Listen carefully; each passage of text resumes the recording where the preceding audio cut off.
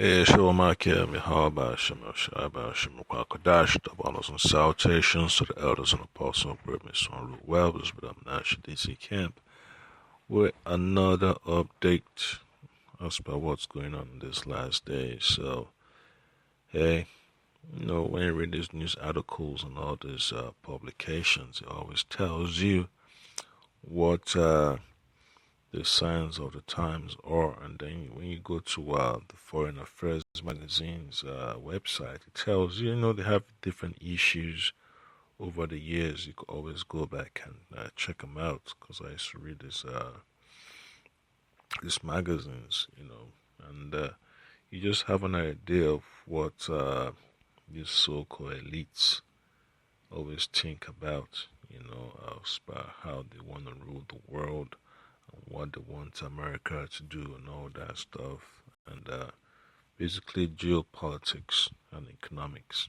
Right, that's exactly what the elites want to portray out there. And when you watch all these news programs, you just see nothing but ideas and ideas and ideas of how they want to rule the world. Okay, so America is basically in a tight spot. They have to tear America apart for them to have their so-called new world order.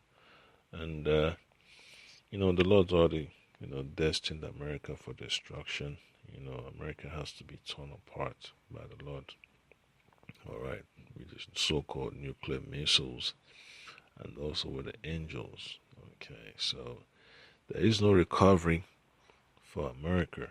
That's the part of prophecy. This is the last leg of the Roman Empire. This is the end of the Edomites rulership.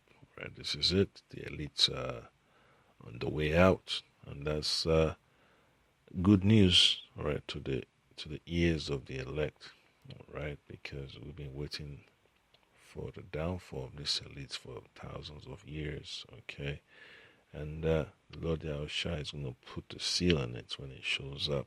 All right, he's going to put the icing on it. Okay, when you read Isaiah chapter 63, it tells you clearly, right, whose days that cometh from Edom. Okay, let me just get it real quick. Isaiah chapter 63, verse 1. It says, "Who is this that cometh from Edom with dyed garments of Bozrah? This that is glorious in his apparel, traveling in the greatness of his strength. I that speak in righteousness, mighty to save." That's Yahushua. Okay, he's coming to shake America down. Alright, the ultimate shakedown is coming. Okay, that's the reason why these elites are upset to the marrow. Okay, so Jeremiah chapter 51 clearly lets you know that in verse 8 and 9, okay, it says, "We would have healed Babylon, but she is not healed." So all the stimulus packages and all the deals the so-called politicians are trying to make, and all the so-called central bankers and all that stuff, it's not really helping America. It's basically destroying America. And those folks that think that they're trying to help America by by voting, it's not. Or the protest is not helping America. It's just a distraction from what's really going on. Okay, we would have healed Babylon, but she is not healed. Forsake her, and let us go everyone into his own country. All right, this is what the heathens are saying. All right, the so-called foreign nationals. All right, and then it says, even our people, have come from all this that stay in all these third world locations. Says, for her judgment reacheth unto heaven, and is lifted up even to the skies. Yep. So the Lord's about to shake Babylon down, man. Yep. And then if you read verse 8, it also says that Babylon is suddenly fallen and destroyed. How for her? take balm for her pain, if so she may be healed. Yeah, so there is no healing coming to America. It's always going to be one disaster after another. All right. So it's all in the plan of the Lord to let America just, you know, get off life support and just, pass away. Yep, because America has been what you call it, a smoke screen to the whole world. It's been nothing but a huge distraction. So Isaiah chapter 19 verse 3 says, "And the spirit of Egypt shall fail in the midst thereof, and I will destroy the counsel thereof. And they shall seek to the idols and to the charmers and to them that have familiar spirits and to the wizards." Yeah, so all those plans to make America great again, it's not happening. Okay, it's just a bunch of hogwash. Yeah, so all these adverts you see on TV for tarot card readers and all these psychics, it's not going to help the economy.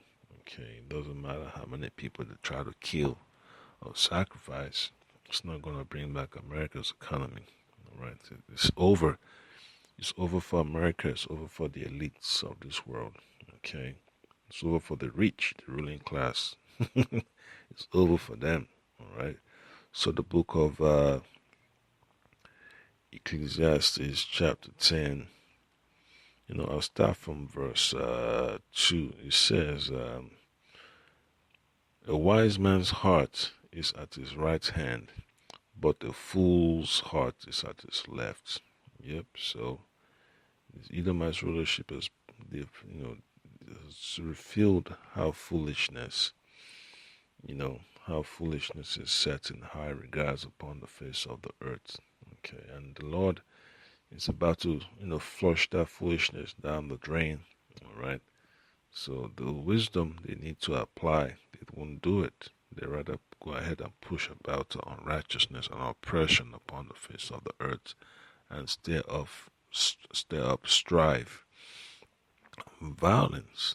All right. That's why the Lord says, the Edomite elites have weighed their hands. The violence of the earth. Violence everywhere it goes. Nothing but violence and death and destruction and misery. Okay. Verse 3 says, "Yet also when he that is a fool walketh by the way, his wisdom faileth him. And he said to every one that he is a fool." Okay, so the world is beginning to wake up to Esau, that he's not really as smart as he used to claim. Okay, and these nations are going to start, pushing for their own, self-determination. All right, they don't want to be a part of Esau's rulership anymore. Okay, and the elites are upset. That's why they have to go ahead and push the Corona, jungle drama. All right. So the book of Sirach, chapter 26, verse 29 says, "A merchant shall hardly keep himself from doing wrong." And that's this elite. When you study the, what you call it, the history of these Amalekites, of how they were able to conduct their so-called businesses when it comes to lending and all that stuff, and how our people have always had issues with them ever since the beginning. Okay, and then look at what our people had to do during the dark ages. How we always pissed off at these so-called Amalekites, man. And how the Lord allowed them to get up in positions of authority. So it just shows you, how greedy and evil they are. All right. And then you see the results today, and then you see all these alternative news sites talking about the influence of these Amalekites. Okay. All right. Book of Sirach chapter 26, verse 29 says, a merchant shall hardly keep himself from doing wrong. Yeah, because he's greedy of gain. All right. And an huckster shall not be freed from sin. Yeah, always trying to, be on the come up, man. Always deceiving the people. And, he's always going to cause nothing but strife, man. Okay. Proverbs chapter 15, verse 27 says, he that is greedy of gain troubleth his own house, and he that hateth gifts shall live. Yep, so they claim to be the people of the Lord, but yet they're greedy of gain. That's why they're always experiencing backlash. The whole world always have, to look at them in a strange, with a strange view. Okay, yeah, because it's just terrible, man. Terrible how these Amalekites are just running around the whole place. Controlling the world through the so-called NATO and EU countries.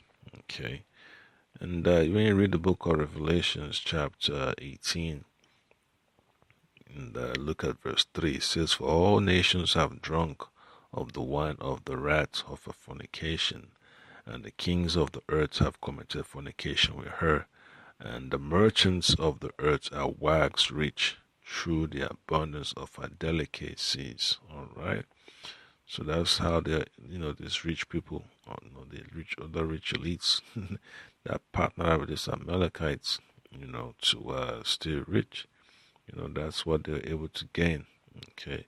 And then you look at verse 11, Revelation chapter 18 and verse 11. It says, and the merchants of the earth shall weep and mourn over her, for no man buyeth their merchandise any more. Yeah, because of what? Babylon is falling apart. All right. And then you also look at verse 15.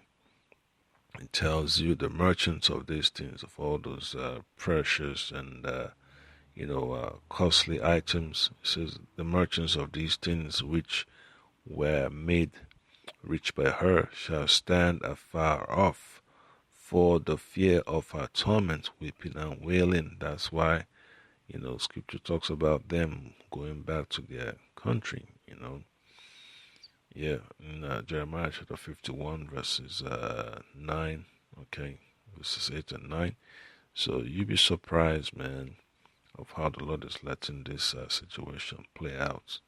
And then verse 23 says, and the light of a candle shall shine no more at all in thee, and the voice of the bridegroom and the voice of the bride, okay?